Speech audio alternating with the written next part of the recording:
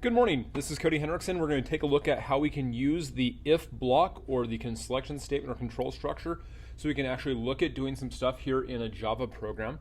As you can see right now, I'm inside my controller class. This is where I'm going to be working with what we're talking about today. And if you take a look, we've got our public class app controller. I've got a scanner in here just so I can use some keyboard input so I can pause what we're working with. You can see I've got my constructor and some methods. Let's go ahead and take a look at that really fast. Starting off with the constructor, of course, it just initializes the scanner, takes system.in for keyboard input. Nothing special on that, so we'll close that out of the way. Now we have the four methods: make decisions, sequential decisions, nested decisions, and alternate decisions, to talk about the different things we can do when we're working with an if block. So let's go ahead and go into start. And as you can see right here, I call each of those methods using, of course, the standard name of the method itself, followed by the parameters, which are none in all of these cases, and a semicolon to close each statement. Each of these different conditions can also have much more complex logical evaluations, aka De Morgan's Law. Let's do this stuff. So if you take a look at this and follow some of the other videos, you can do some more involved tests and do some more complex things. But this is just to get us started and take a look at what we're working with. So let's go ahead and take a look at the first one, the make decisions method. Let's take a look at the make decisions methods. The first one we'll be hitting through this. As you can see, we start off with just a quick little system out.println talking about what's going on. We then have a local variable declared, and then we use reflection to see if my number is the same as my number. Of course, it's going to pass that test. We even have the yellow underline of useless right here from Eclipse telling us that this is a useless test, but that's okay. It shows how an if block works. And then we're going to exit out of this and go to the next piece. So let's go ahead and run this and see what happens. And so again, we see, let's take a look at how Java makes decisions. We want to test something in Java, we use an if block.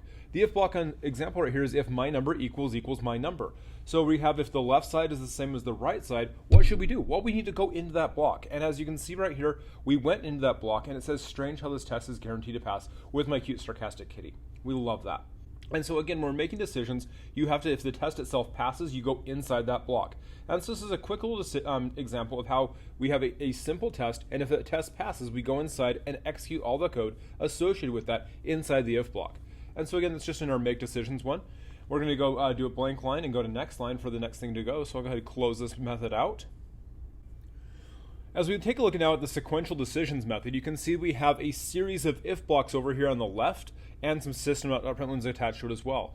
So again, when we see the first test, if 1 is less than 10, which it definitely should pass, we then evaluate to each block is evaluated on its own.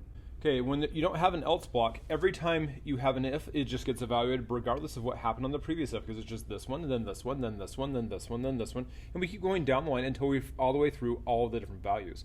And so when you're using sequential decisions, it's just boom, boom, boom, boom, boom, boom, boom. It's just like running code itself, because again, we run from start to bottom, going top to bottom like that in normal. And if you're using if blocks in a sequential fashion just like this, it's going to be every single block over and over and over and over again. So that's just the it's basically just running code.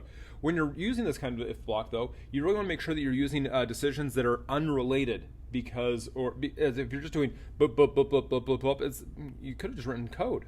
You don't have to have an if block. And so when you're using decisions, you want to make sure if you're using just a sequential series of ifs that they aren't the exact same test, just slightly varied. That's when you want to use a different type of testing. We'll talk about that some more here in a minute.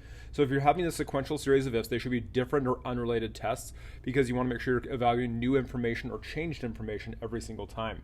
Now when we're talking nested, you can see right here that we have a if block on the outside, and inside we have another if block, then we have another if block below that sequentially, and another if block inside that. So these can be as combined as necessary. And so if test is set to 5, then we check to see if test is greater than 0. It definitely should be. So that means we're going to go inside that if block. We now have another new local variable called is valid. It's a Boolean type set to false. And if 1 is less than tested, which also it definitely should be, then we're going to say we nesting tests that mean multiple values need to be verified. So that was able to print out over here. So that means it definitely worked. We then checked assign is valid to be not as valid, so it goes from false to true. And now if is valid, it is true, so good, we can go inside this block. Then we're going to reset test of that local variable to a new value of negative 9,999,999. And then we're going to say, is test less than 1? Well, yes, it is, because we just reset that value. And you can have further nested tests as well. So you have an if inside an if inside an if right here. So these can be as nested as deeply as wanted. And this is one of the ways we can do more complex testing, because all the values that we're testing and looking at rely on the fact that everything previous to that point has also been true. So in order to get inside these if blocks to work and go in, you have to make sure that all those different values also are true as well.